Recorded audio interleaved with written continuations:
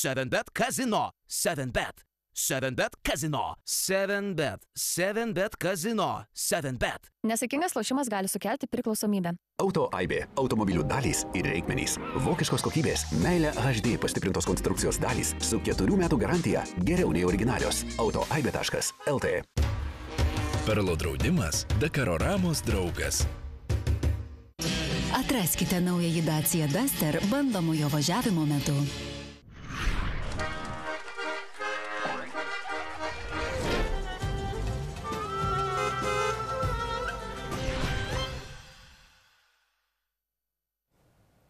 Labas vakaras, mėly televizijos žiūrovai, YouTube'o ir Facebook'o taip pat. Šiandien vėl Dakaro Rama eteryje ir kalbėsime apie įvykius, kurie įvyko vakar, šiandien ir dar laukia mūsų ateityje. Studijos svečias Saulius Jurgelėnas. Labą naktį. Saulius yra vienas žymiausių šturmanų, šturmanavęs tiek Benediktui Vanagui, tiek Vaidotui Žalai. Tikrai galima tave vandinti Dakaro ralio maldaknygę, enciklopediją ir visais kitais dalykais. Kartu su manimi taip pat ir mano kolega Linas Ramoška. Labas vakaras. Ir šiandien reikia mums pasižiūrėti, ką ta poilsio diena atnešė ir kokie pokyčiai įvyko lietuvių gretose. O tų pokyčių buvo vakare, sužinojome, kad Benediktas Vanagas pagaliau sugrįžo į savo stovyklą ir toje stovykloje sugrįžęs Hailiuksas buvo vertinimas dėl patirtų sužalojimų, galima taip sakyti, kas įvyko būtent po to incidento, kur vakar pradžiai aptarinėjome ir bandėme įsigilinti į tuos dalykus. Jau turime pasirodžiusias nuotraukas, iš kurių galime spręsti tų pažeidimų rimtumą. Kaip matome, reikalų tikrai yra. Sauliau, tau žvelgiant į šias nuotraukas, kaip vertini, čia ant daug papuolėm? Na, bent jau čia bus ką veikti ir tikrai daug turbūt pažeidimų čia yra nematomų, bet taip kaip braukti čia per apačią, tai perrinkti reikės konkrečiai, o kas ten dar iš vidaus ateis, tai suma bus apvalė tikrai. Jau žiūrint vien į dugno apsaugą, matosi, kad pažeidimas tikrai buvo stiprus ir matome reduktorių nuogą. Čia jau Lino Ramoškos disciplina ir sfera turbūt apie reduktorius pasako. Esu matęs, jau. Tai va, tai buvo daug svarstoma ir galvojama, kas įvyks. Benediktas Vanagas taip pat su komandos dalimi tarėsi, ar remontuoti, neremontuoti, kokio dydžio kaštai bus. Ir šį rytą visus pasiekė žinia, kad dėja, bet Benedikto Vanago Dakaro ralis baigėsi. Paklausykime. Turiu informaciją ir noriu pasidalinti ją su jumis. Po vakar vykusio smūgio į akmenį dar buvome šiek tiek optimistiškesni, visgi sugrįžus į bivaką ir vakare ir šiandieną ryte pabaigėme pilną detalę automobilio inspekciją ir pamatėme, kad padaryta masyvi žala bolidui. Tai vairo kolonėlė, priekinis diferencialas, variklis, pavarų dėžė, galinis diferencialas, bakas yra pažeisti. Tai čia labai didelės vertės įranga, plus rėminė saugos konstrukcija yra pažeista, linkusi arba plyšusi 4 vietose.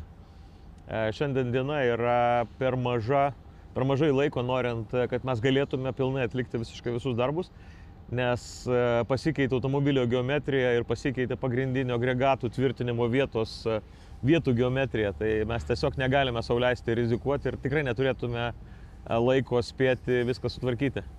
Tai labai gaila, bet turiu pasakyti, kad šių metų Dakaras mums yra baigtas. Bet tai reiškia, kad tai yra tik tai vienas Dakaras ir mes iš esmės toliau kaupiam žinias, daromės išvadas ir keliaujame į priekį. Mūsų tai nesustabdys.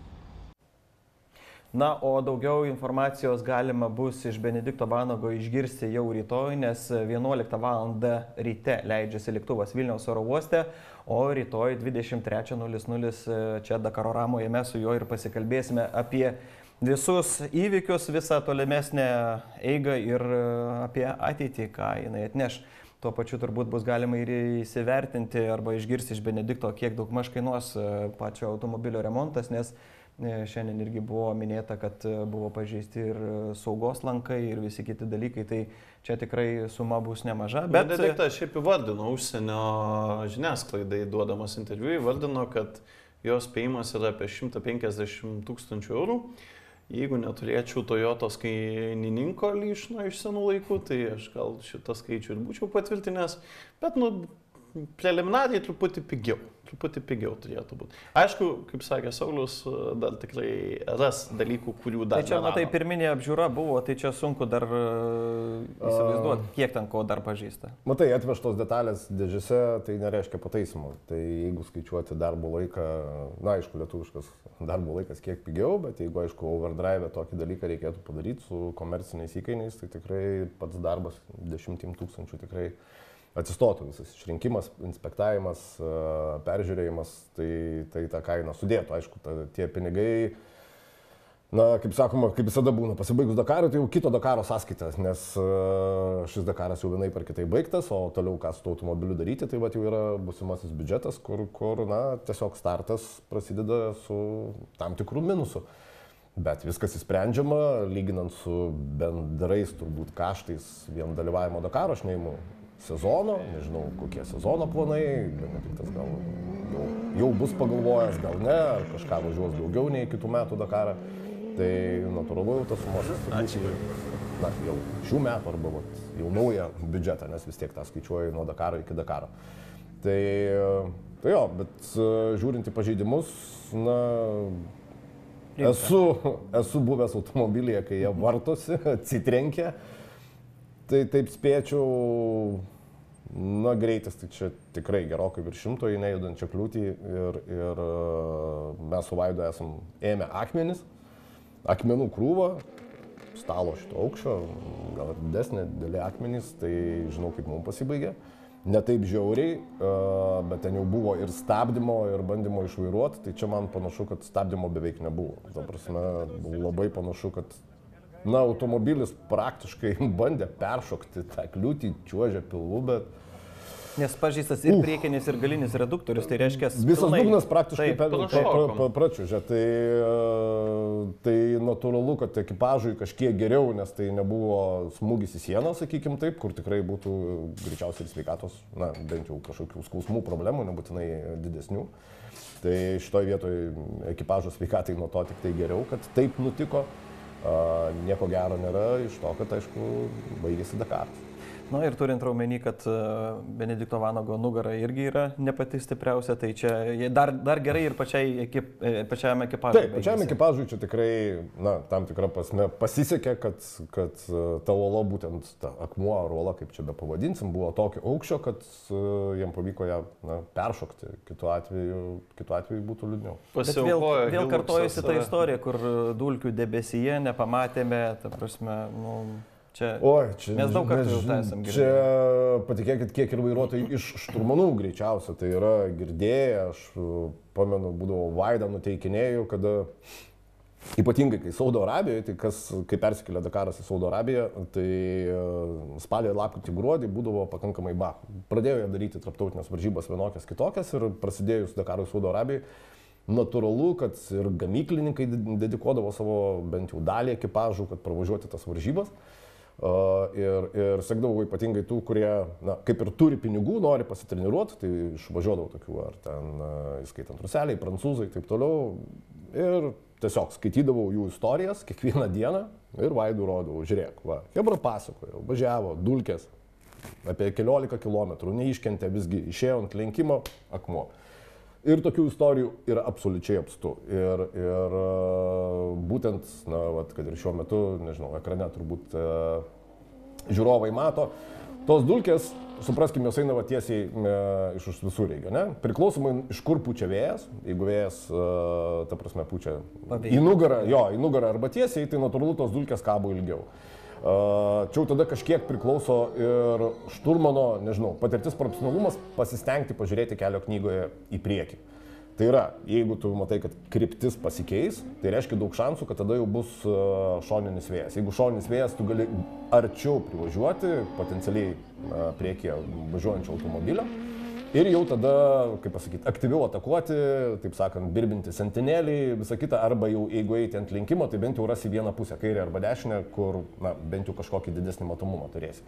Tai ta nekantrybė, jinai iš tikrųjų, kurį įsiūta daugelio vairuotojų, kaip pasakyti, genuose turbūt, jinai vis tiek išlenda būtent to kvailiausių ir kritinių momentų, kada iš tikrųjų reikėtų kažkiek susilaikyti, kažkiek kantrybės, nes natūralu, tuo metu kiekvienam atrodo, kad kiekviena sekundė brangi.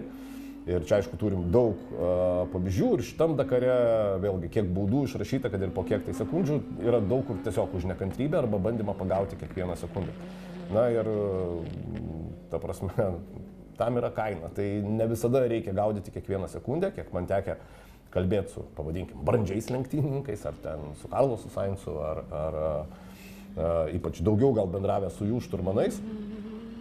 Tai būtent yra tas išsiugdoma, kodėl jie važiuoja pakankamai stabiliai. Ne? Jie lygiai taip pat yra buvę, Loebas startuoja iš 20 kažkelintos, 30 kažkelintos vietos, aplenkia 20-30 automobilių. Na ir nieko, tai lygiai taip pat visų akys panašios, ne? Panašus matomumas, dulkės tokios pačios, bet jie sugeba saugiai aplenkti. Jeigu ne, tai pasako, taip, praradom galbūt daug laiko tam, kad važiuoti, šliaužti iš paskos, sakykime, bet rasti momentą aplenkti saugiai. Tai čia, tiesiog tas varžybinis įkarštis. Tai va čia natūraliai diskusija ir iškilo klausimas, ta prasme, lietuviai važiuoja su tokia pačia technika, visa kita. Bet kaip tie lyderiai sugeba būti taip toli priekyje, o mūsiškiams taip nesiseka būti tam priekyje. Tai va aš manau, kad šturmanai yra tas atsakymas ir ne tik patirtis važiavimo. Žinokit, yra ir vairuotojų branda. Pavyzdžiui, kad ir man kiek tekė bendrauti su Paulo, jisai, natūralu, pradėjo Vaidų šturmanauti, kai jau pašturmanavęs netgi tam pačiam Peter Hanseliui ir taip toliau.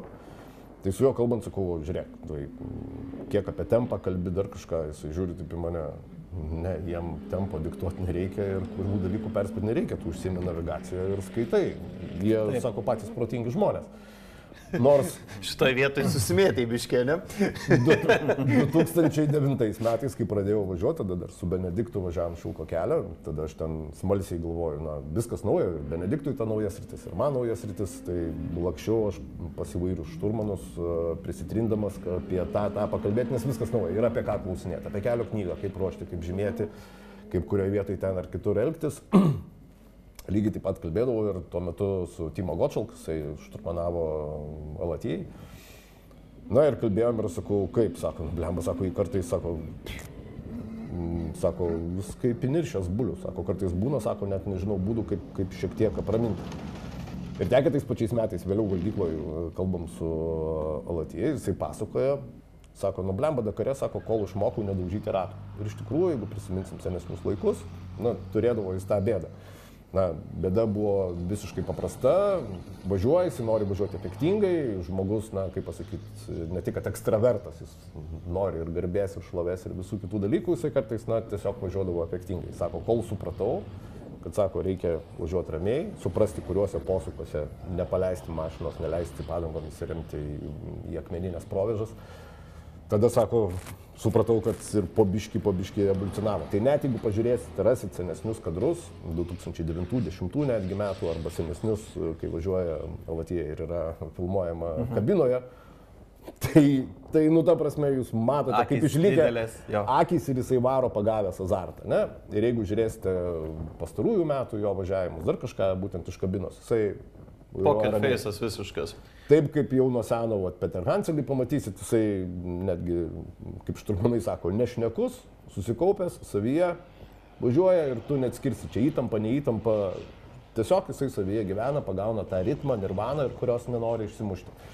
Tai čia yra, aš kaip vadinu, lenktynininko branda, kada jisai pasidaręs išvadas ne tik iš savo klaidų, kurios ateina per karjerą, bet pasidaręs išvadas ir iš kitų klaidų.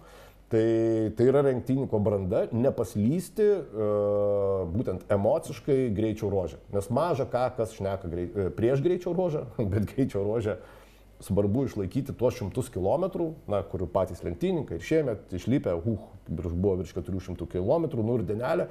Tai supraskim, kad per tą dienelę reikia išlaikyti šaltus nervus. Man tada kyla klausimas. Mes dabar žiūrime į bendrą lentelę žiūrim į laimėtus greičio ruožus ir ten matom krūvą jaunų veidų, krūvą 19-mečių, 20-mečių, kurie brandus.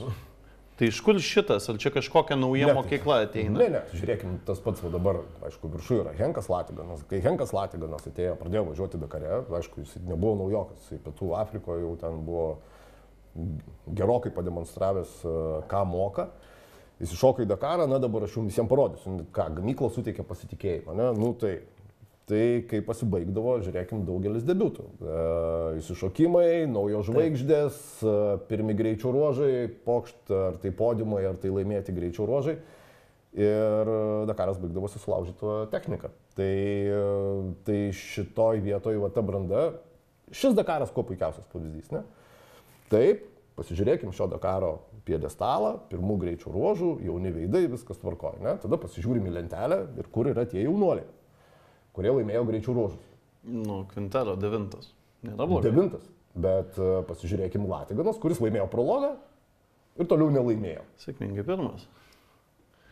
Ką tai reiškia? Vėlgi pasižiūrėkim. Dėl ko Nani Roma čia buvo pakėlęs kipišą? Kas čia tapo per Dakaras, dabar reikia strateguoti, čia taip toliau, mes norim sėsti ir važiuoti. Taip, šis Dakaras, vėlgi pasižiūrėkim, prologas, Matišunis to labiau į bendrą rezultatą tas laikas nėra. Taip, tu gali iššauti, gerai pralėksi pirmą greičio ruožą. Bet jeigu tu gerai pralėksi pirmą greičio ruožą, važiuosi į antrą pirmas. O į antrą pirmas niekas nenori važiuoti. Nes reiks atidarinėti. Taip.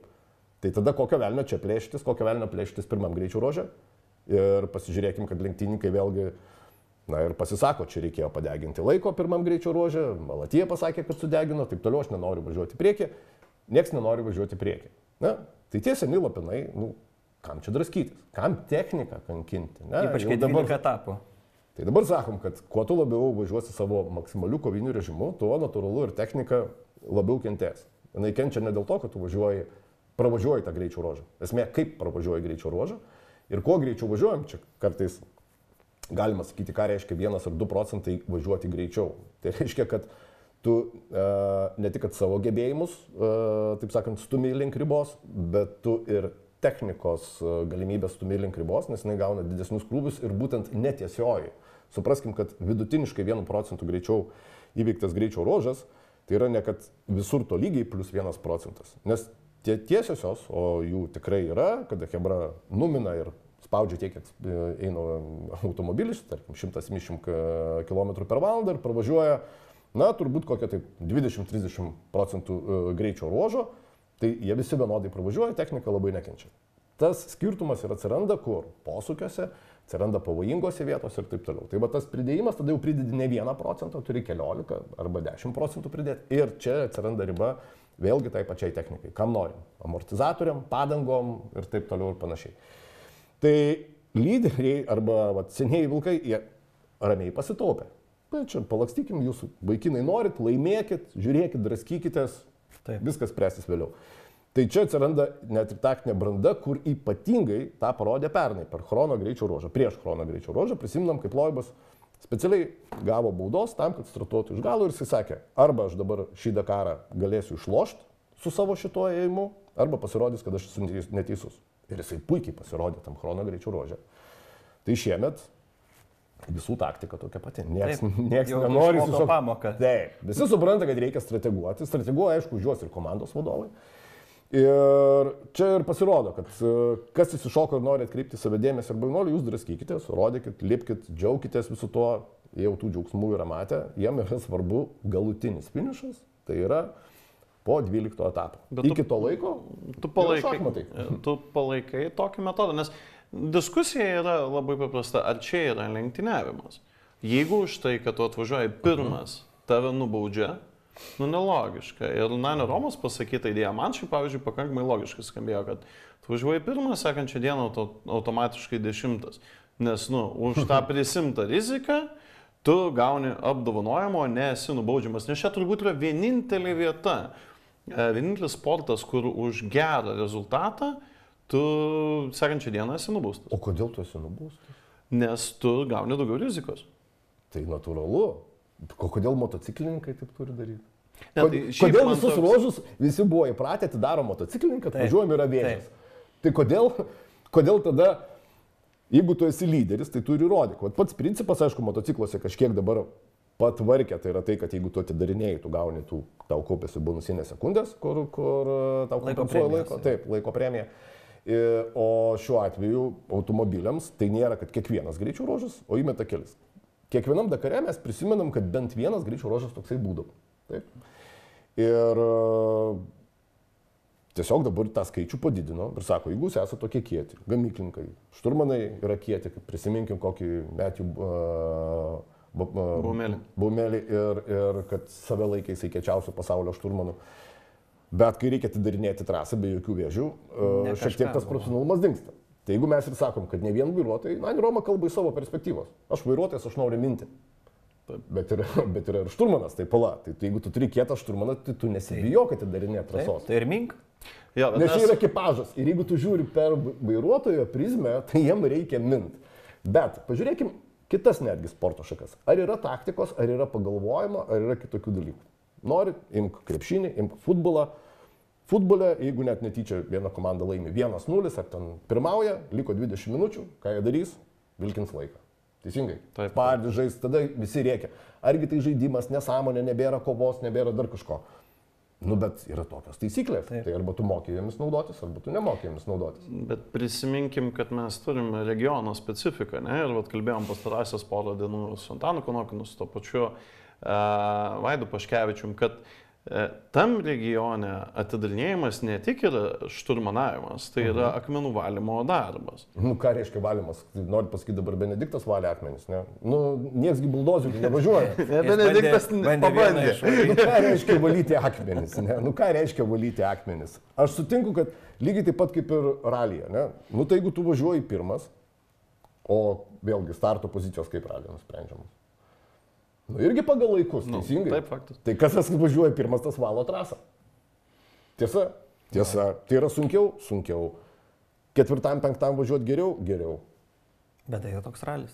Tai tada ir žaisk. Ir jeigu tau, ir ta prasme, ir pasaulio ralio čempionate Hebra žaidžia, jeigu tai lieka paskutiniai ruožai ir nori važiuoti saugiau, tai tu gali pasistumdyti tas sekundės, matydamas ir kontroliuodamas situaciją. Tai Nani Roma, aš sakyčiau, čia yra pensininko desperacija šiek tiek. Nes apartijokas dar tuos skundėsi. Kažkas kaip bandė pabambėti, kažkam nepatinka, kažkam kažkiek tai yra latijai, ten kažkiek tai. Science'as susiminė. O tai yra ta senoji gvardija, kuri dar nesusivokia, kad iš tikrųjų jau po truputį jų lagaminus sukrauna ir neša prie durų. Ir jie nori tam pasipriešinti. Supraskim, prieš kokį 3-4 metų iš tikrųjų visi kalbėjo. Ne, čia yra visiška nesąmonė, kol šita senoji karta, senoji gvardija nenueis, tai niekas neturi šansų. Dakaras tampa neįdomus, ne? Hebra susirenka, nusipirkę gamyklinės komandos, pačius kiečiausius ir jie tarpusavėje stumdosi, kuris šiemet laimės. Taip. Jie net asmeniškai meta iššūkius, netgi Latija perėjęs į Dačią, pamenu, dar praeitų metų bėgė, žiūrėjau interviu, na, čia komanda ir Loibas yra ir sako, aš labai džiaugiuosi šitą komandą, va. Ir Loibas man padės laimėti jūsų. Ką? Nes Loibas irgi turi planą laimėti. Nu, maždaug jis galvoja, kad teisingai komandinis darbas mes matom iš tikrųjų gamyklinėse yra, kas lyderiauja, kitas, kad ir važiuos antras, jisai vis tiek turės padėti lyderiui. Tai Latija taip preziumuodamas numetė tokį dalyką, tai aš važiuosiu pirmas ir jeigu ką, tu turėsi padėti, nes tu važiuosi už manęs. Jie turi tų asmeninių ambicijų, bet supraskim, kad ta senoji karta, jinai turi nueiti, anksčiau ar vėliau. Bet panašu, kad pagal formą ir kitus visus dalykus, jie jau po truputį, jų lagaminai artėja link durų. Bet Adancelis pats sugebėjo susikliauti šmutkės ir išvaryti atgal. Jis jau senai pakalbėdavo apie pensiją, ta prasme, dar sugrįž, pamatysim, bet iš tikrųjų kažkuriuo metu tie lenktynininkai turės susivokti, arba jie pasitrauks, kada jau nieko nebelabai laiminės, arba pasitrauks ant savo šlovės zenito. O dabar kalbant apie patį Petrancelį, kad jau užsiminėm, jisai dabar važiuoja Afriką koriais su motociklu, grįžo prie šaknų. Yra 2 varžybos vykstančios tuo pačiu metu. Dakaro ralis ir Afrika koriais. Formatas Afrikos koriais netgi vyksta toj pačioj Afrikai, kurios čia visi labai pasiilgi ir labai nori. Tai kodėl visi taip čia į tą Dakarą sulindė, o niekas į tenais nevažiuoja? Kodėl lietuviai irgi būtent pasirinkė Dakaro ralį, o niekas nevažiuoja Afriką koriais? Nu kaip niekas, Gintautas Petrus. Taip, bet aš dabar, taip, jisai. O dabar, tai daugas pabandė, ne? Nu kaip pabandė? Tu ten išvažiuoji, gali rėkti.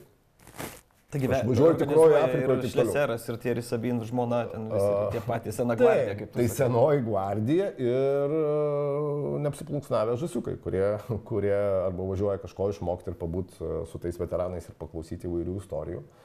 Netgi dabar nežinau, kaip vyksta, tikrai nepasakysiu, bet tikrai per kokius pirmosius bent jau 5 metus Afrikoje, kuriais, sakykime, jie kviesdavo veteranus, motociklininkus ir kur netgi žasiukai galėjo važiuoti vos ne kartu, ta prasme, ir mokytis ir taip toliau. Tai buvo plus ir pamokėlės.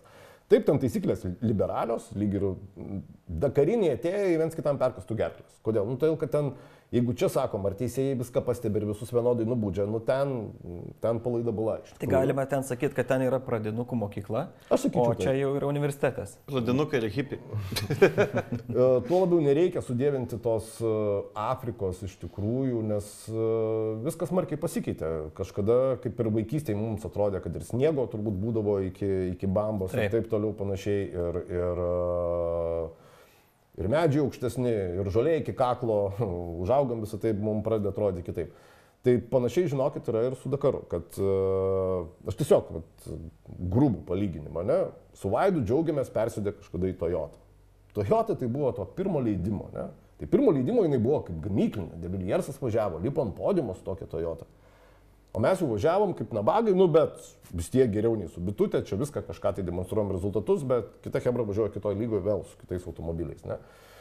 Tai dabar, prisiminkim, Antanas verkdavo, kad su seniausia mašina važiuoja, paskui atsinaujino ir vis tiek jinai seniausia ir kad čia neparodo rezultato.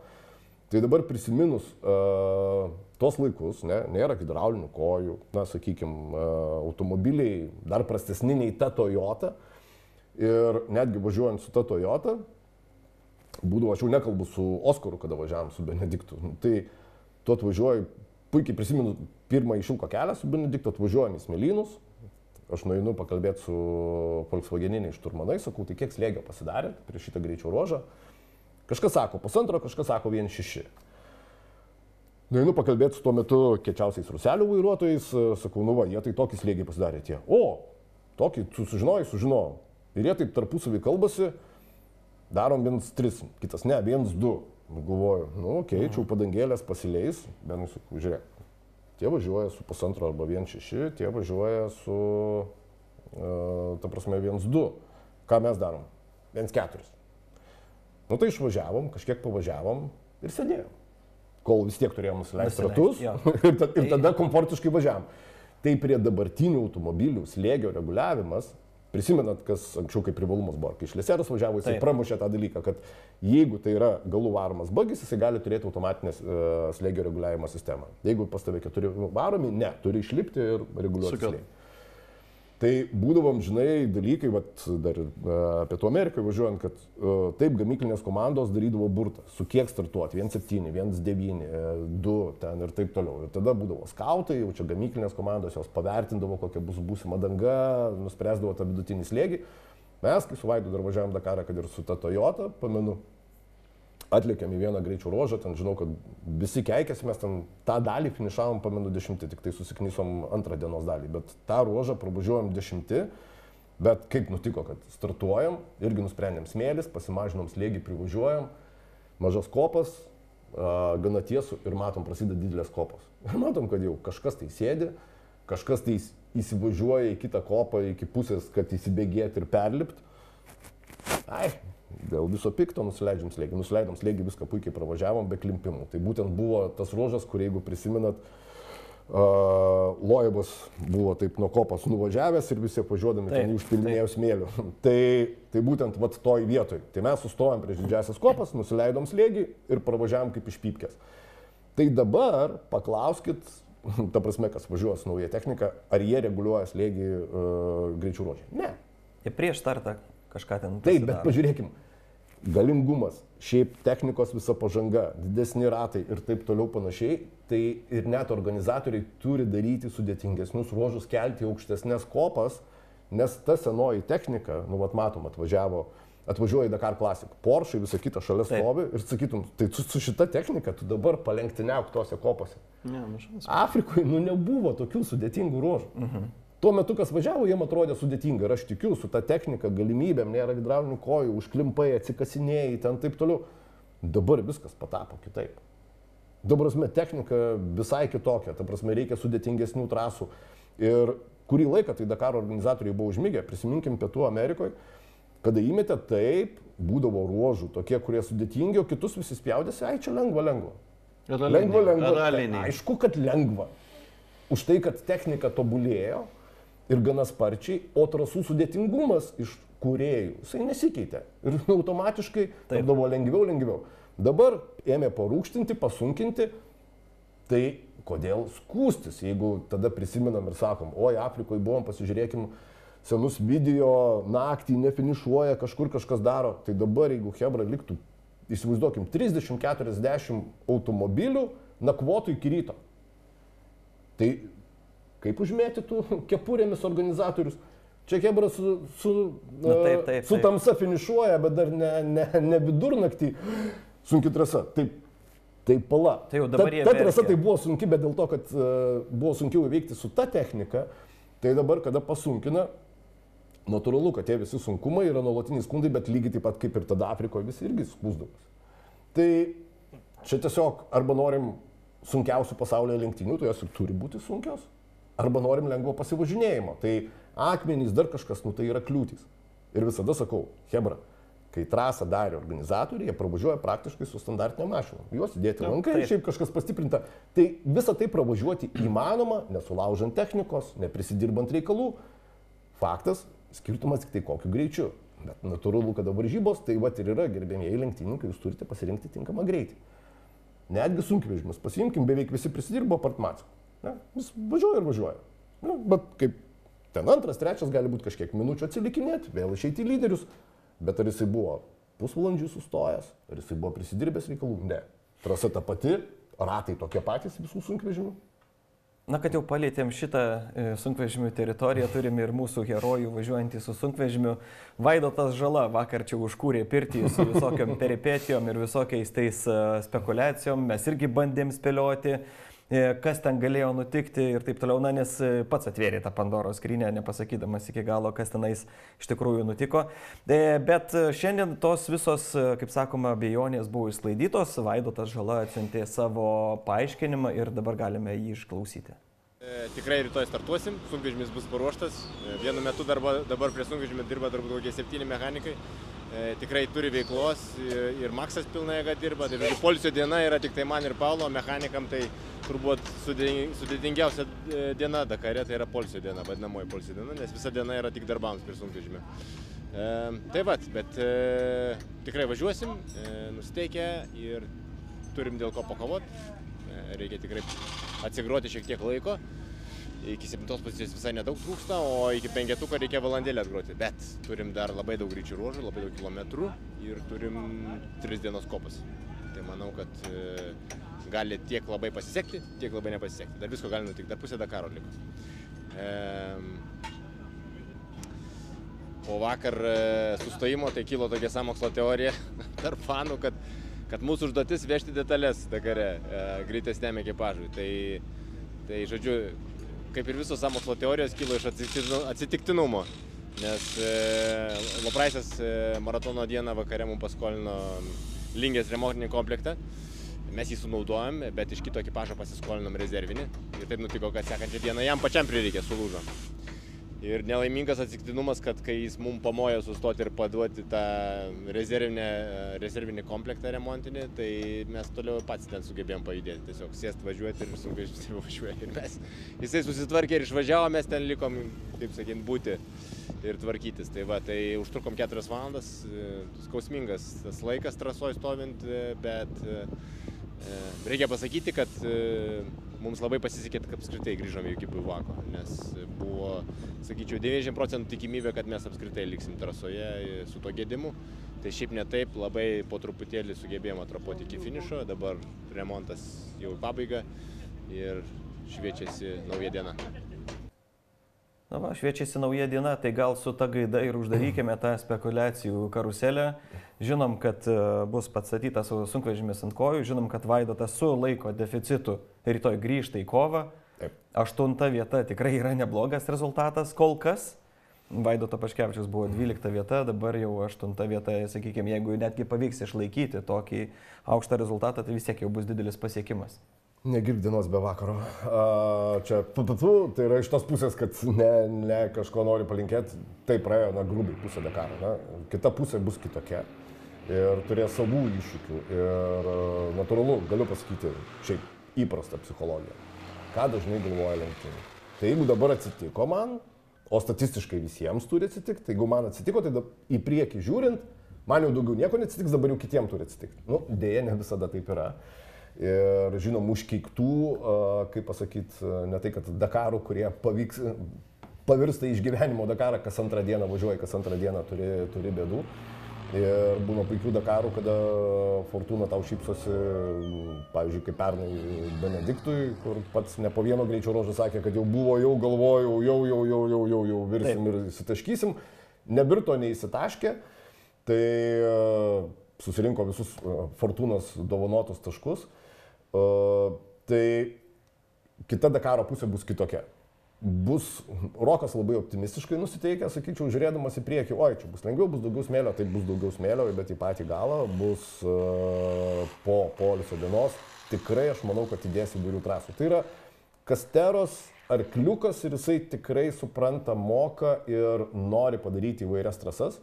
Po pirmųjų bandymų, pirmų kritikų, kada jisai buvo pradėjęs daryti trasas ir jau kelinti metai iš eilės, mes labai ryškiai matosi tas braižas.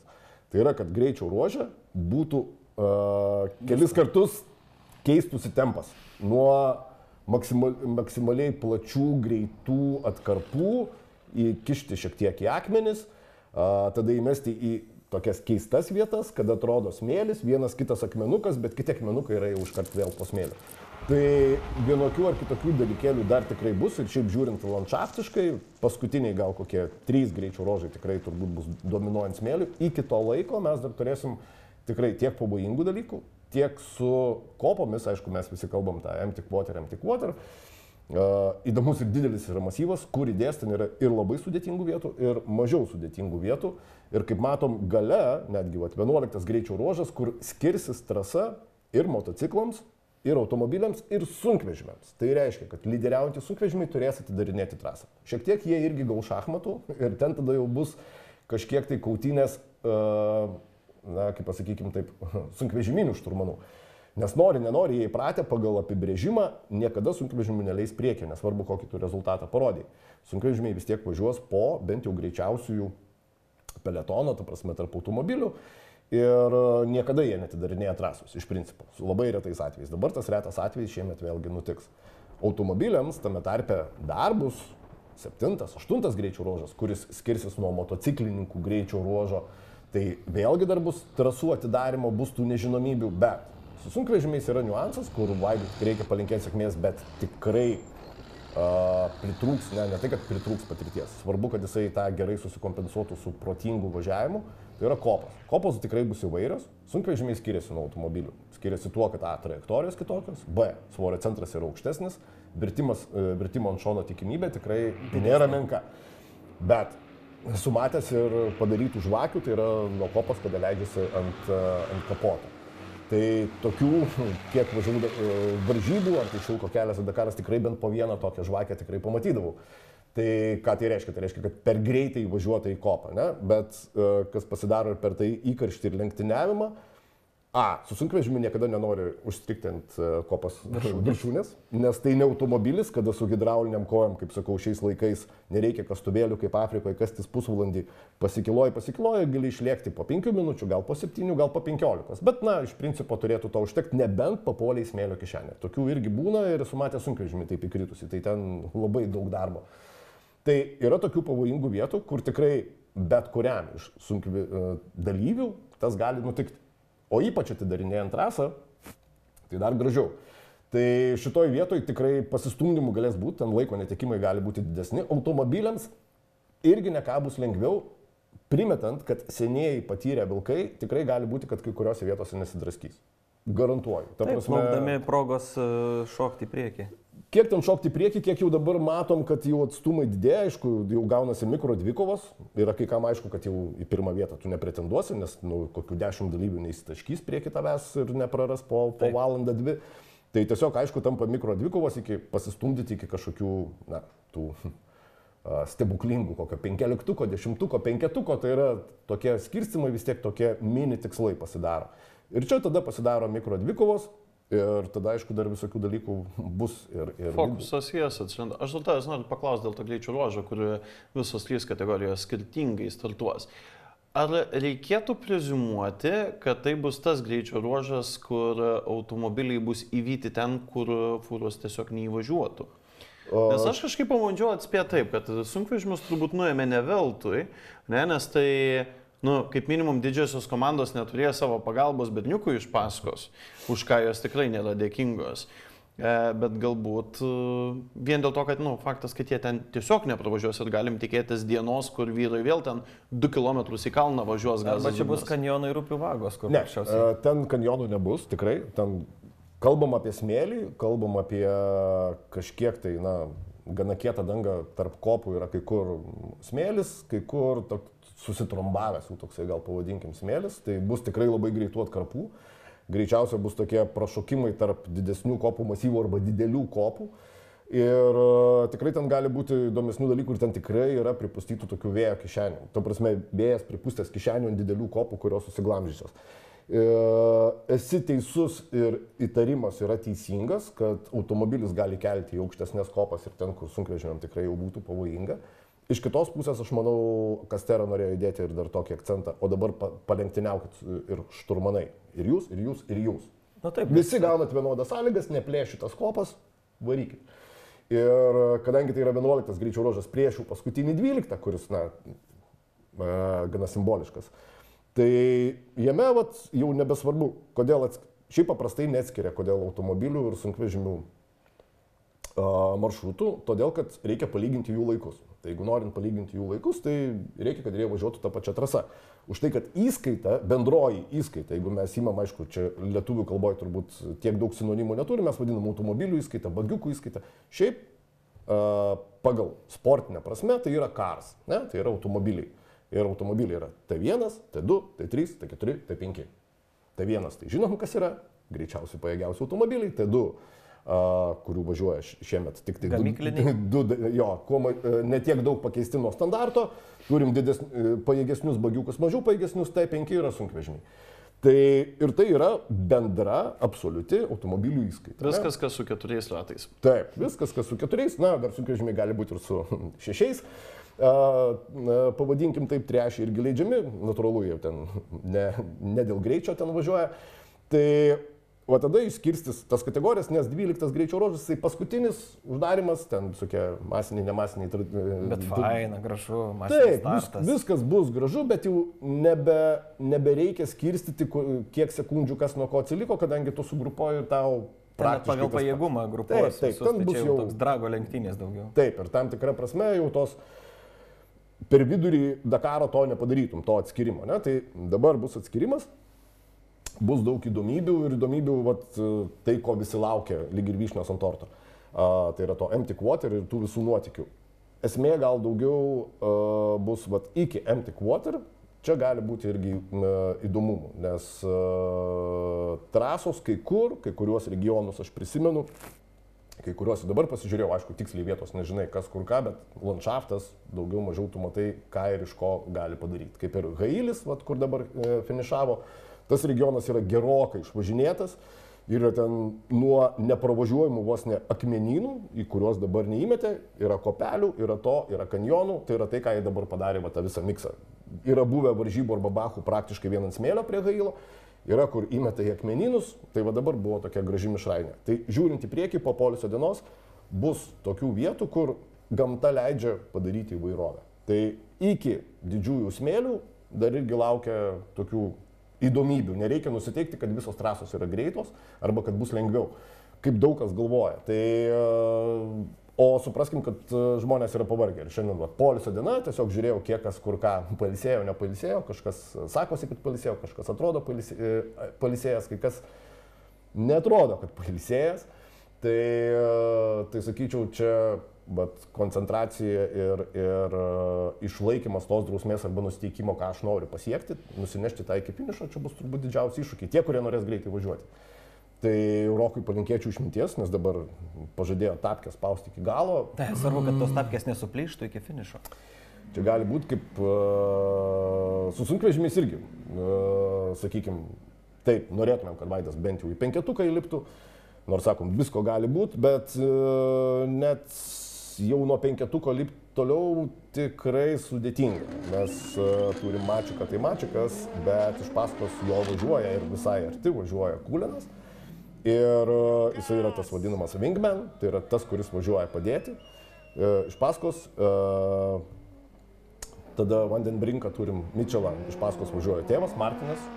Irgi turi, kaip čia, 17 Dakaras, jis pasakė, mano misija padėti sūnui iškovoti geresnį rezultatą nei 3 vietą.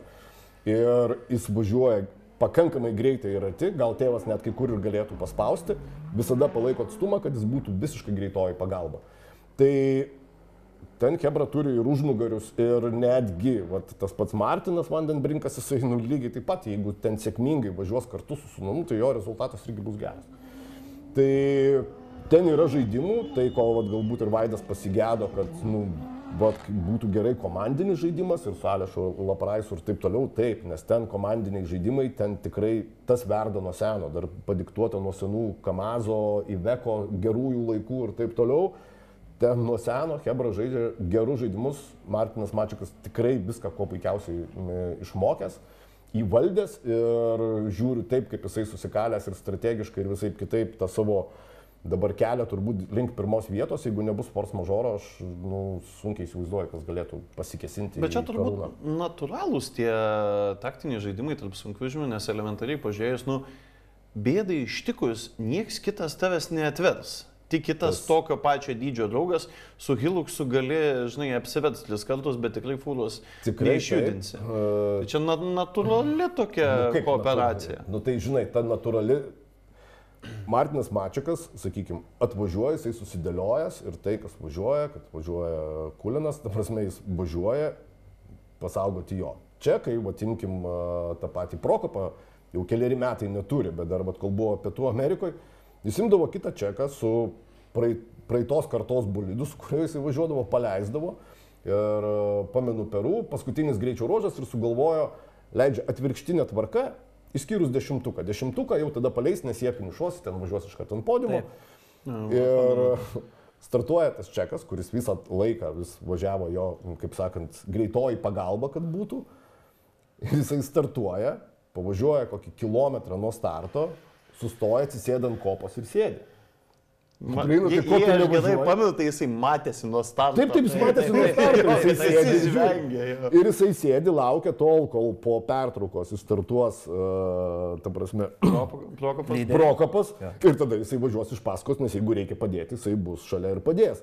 Tai tos taktikos ir dėliojimai yra tiek automobiliuose, kas rimtai nusiteikęs ir dėlioja. Čia ne tai, kad įsišokau, pasakiau ir atvažiavau laimėti. Visi supranta tuos algoritmus ir dėliojasi tą saugumą, kad jeigu ir kažkas nutiks, kad iš karto tu turėtum kuo greičiau pagalbą. Ne? Tai tuo pačiu ir sunkvežimiai, ne? Imkim, kovojančių, atvažiuojančių kovoti, sakykime, visada būna, kokių 15, ne, pavadinkim. Visi kiti turi vienokias ar kitokias užduotis. Tai aš jau nekalbu trešiai sunkvežimiai, kurie važiuoja galiorkoj, ten su jais viskas aišku, yra dar tarpinis variantas, sunkvežimiai, kurie atrodo kaip koviniai, bet jie yra vadinama greitoji pagalba. Tai tą turi overdrive'as ir visi kiti, kurie važiuoja lenktyniauja, jie neturi to malonumo, kad, jeigu nereikia aptarnauti, tai nusimsim. Trešiai sunkvežimiai, jeigu gauna signalą, kad viskas, visi sėkmingai pravažiavo, jie iš trasos į artimiausią asfaltą iškart važiuoja ir važiuoja į bivouaką. Bet gauna DNF. Bet jokio skirtumo, jie pasižiūrėkite į sunkvežimių kategoriją, pačioj ten savaitėmis jau atsilieka, sąlyginai sakau, savaitėmis, ten už kiekvieną greičio ruožą jie susirenka maksimalias būdas ir nesuka savo. Tai vat priejom prie tokio dalyko, kur, man žmogui ieškančiam teisybės visur ir norinčio to fair play, tai ar čia, kaip pats mastai iš savo perspektyvos, ar čia tikrai yra sąžininga prieš kitus sportininkus, kada važiuoja automobiliai su milijonų valandų baudų. Galbūt vis tiek, kad gražinti tą varžybinį elementą, verta būtų įvesti baudų valandų limitą. Nu, kad nebūtų piknaudžiavimo šitą taisyklę. O kodėl tu manai, kad tai piknaudžiavai? Nu, nes dažnai važiuoja serviso sunkvežimiai, kurie veža milijoną detalių, o kitas žmogus, kuris neturi tų milijonų detalių, neturi šanso konkuruoti su tuo turtingu dėdė, kuriam veža tas sunkvežimis detalės ir jisai galbūt galėtų išlošti tą Dakarą, bet tik tai jo kišenė yra per mažai gili arba su skylutėm ir iš ten vyra. Na gerai, pasimkit sunkvežimių sąrašą ir kitur tai nereikia daug ir gudrauti, ir aiškiai vardinta. ProDrive sunkvežimiai, Dacia. Taip. Ir tada tu paimsi visus ir sakysi, o tai ką kiti daro? O kiti tai yra komerciniai važiuotojai, kurie ateina ir pasako, pavyzdžiui, su Vaidu mes važiavom, blemba, gal reikėtų, ne? Nu, bet visko nutinka, gal tegu pavežioja dalis, ne? Tai tu eini perki už 15 000, tu esi 5 arba 7, kurios turi aptarnauti. Neaišku, kada iki tavęs atvažiuos, bet tu bent jau tikėsi, nu bent jau gal atvažiuos. Nu, gausi kažkokią pagalbą. Ir tada, kada reikėjo, pamenu, buvo maratoninė diena, su Vaidu finišuojam, reikėtų pasitvarkyti, reikėtų kai ką pasikeisti, turėjom ten šiokių tokių dalykų. Tas sunkvežimis, mes jau ateinam išvažiuoti, jisai tik tai tada atvažiuoja, kol visiems padėjo trasoje, nes mes, nu taip, mes greičiau pravažiavom. Ne, tai mes greičiau atvažiavom, o tie, kurie susimokėjo ir kuriem turėjo padėti, jisai važiuoja. Tai privatininkų važiuojančių ir privatininkam vežiojančių jų irgi yra pakankamai. Skirtumas turbūt nuo gamyklininkų, kad gamyklininkai turi greitąją pagalbą ir turi lėtai važiuojančius sunkvežimius. Greitoji pagalba, jinai greitai atveš, na, sakykime, jinai turbūt neturės greičių dėžės.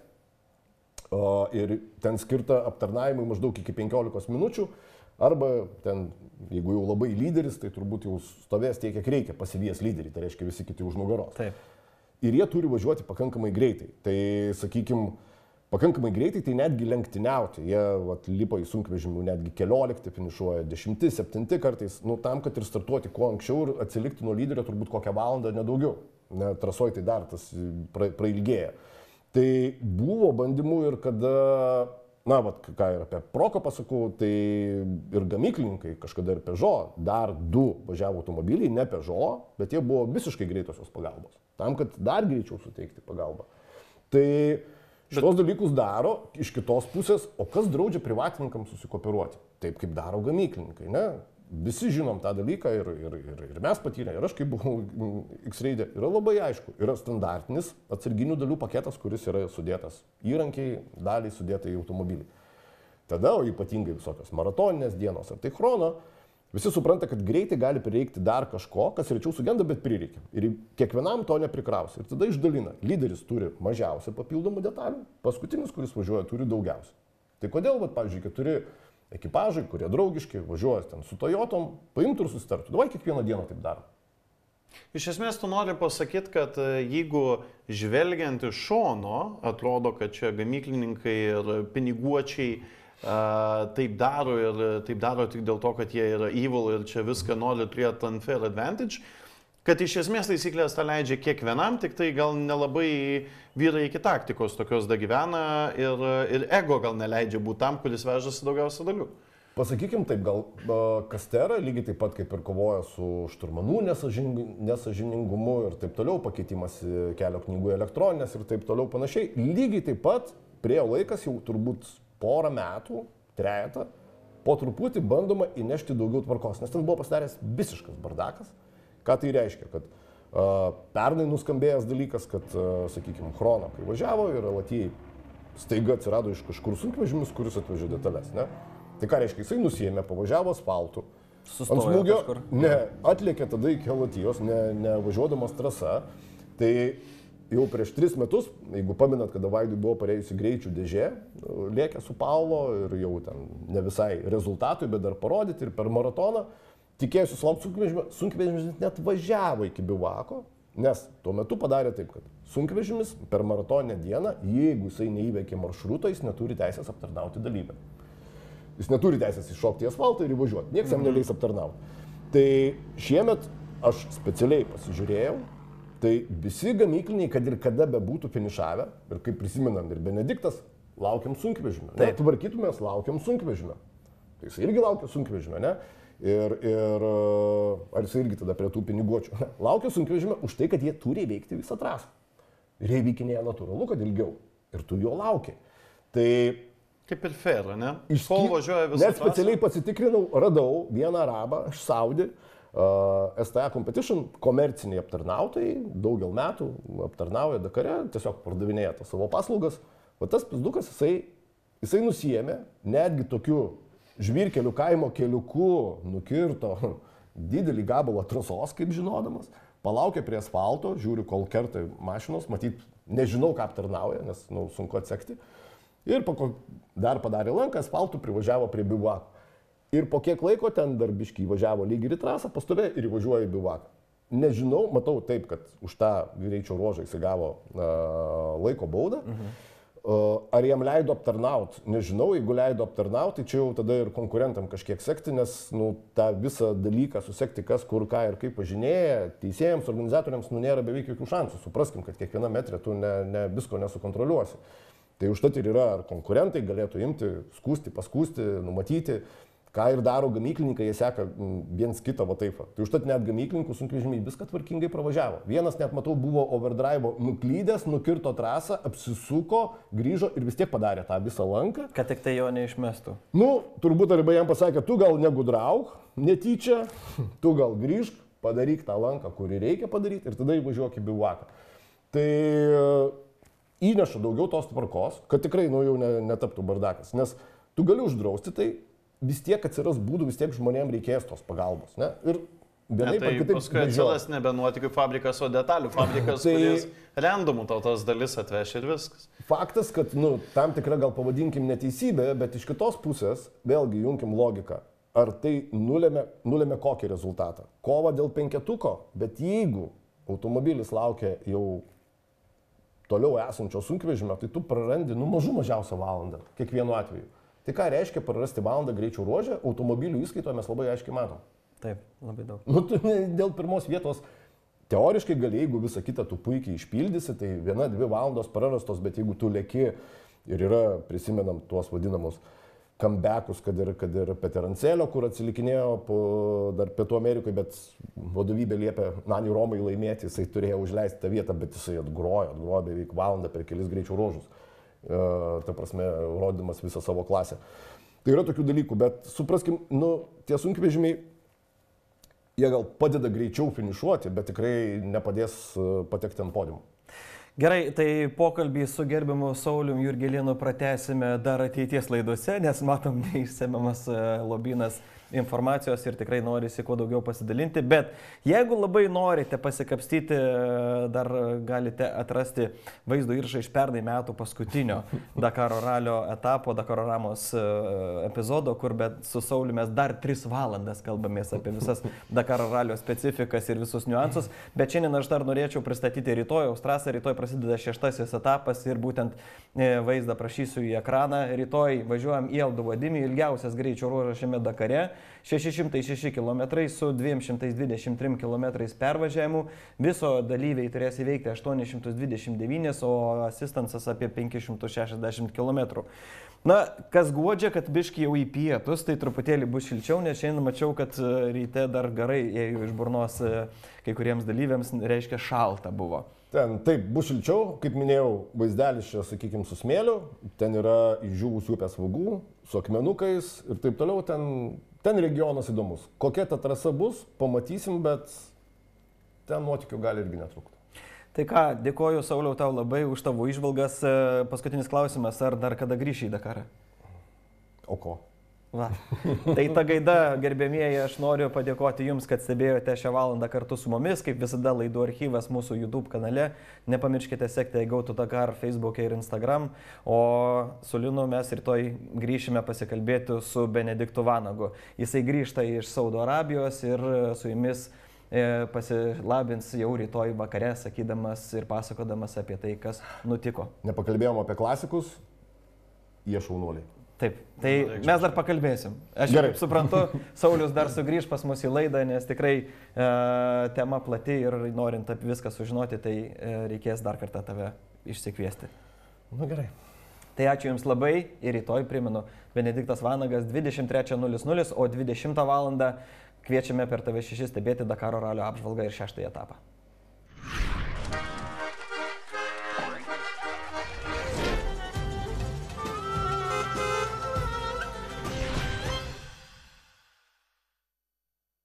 Auto Aibė. Automobilių dalys ir reikmenys. Vokiškos kokybės. Meilė HD pastiprintos konstrukcijos dalys su 4 metų garantija. Geriau nei originalios. Autoaibė.lt. Perlo draudimas – Dakaro Ramos draugas. Atraskite naująjį Dacia Duster bandomojo važiavimo metu. 7bet Casino. 7bet. 7bet Casino. 7bet. 7bet Casino. 7bet. Nesaikingas lošimas gali sukelti priklausomybę.